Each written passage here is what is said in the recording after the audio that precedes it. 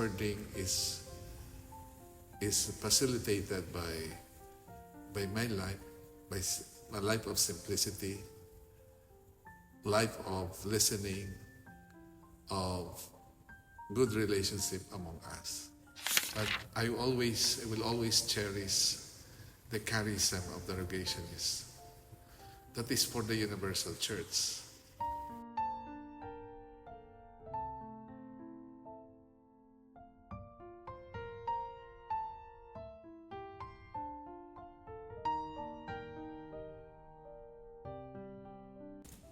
I see myself as in this role as Bishop of Daet to be an instrument so that the Lord Himself will be able to shepherd His people.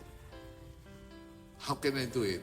By listening to the flock, to the people, to the clergy, to the consecrated people, to the lay people, and eventually understand the situation and journey together with them.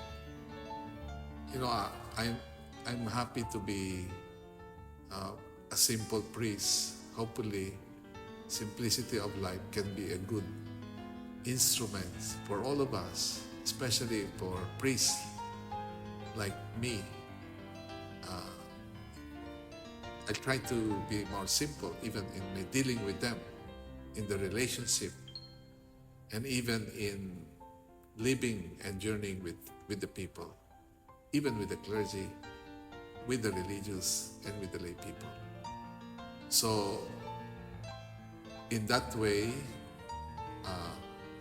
the shepherding is facilitated by my life, by a life of simplicity, life of listening, of good relationship among us.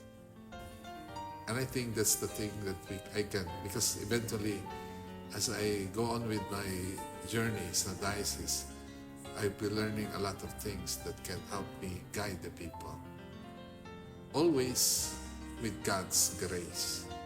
I cannot do it alone. I can do it with the people, with the clergy, the religious, and the lay of the diocese. The gift of given to me as a Bishop of Daet is a privilege that I always considered grace coming from God. Maybe also attached to it is a responsibility that I should really consider. And for this, I would like to ask everybody to please pray for me, so that the grace of God will always be working in my ministry as Bishop of Daet, in order to avoid the temptation that what I would be doing is only according to my personal human wisdom, not so much of divine. So I ask you to pray for me always, that whatever action, whatever decision, whatever movements that is done in the diocese will always be according to God's will. Then, please accept me as I am. I am not a perfect bishop.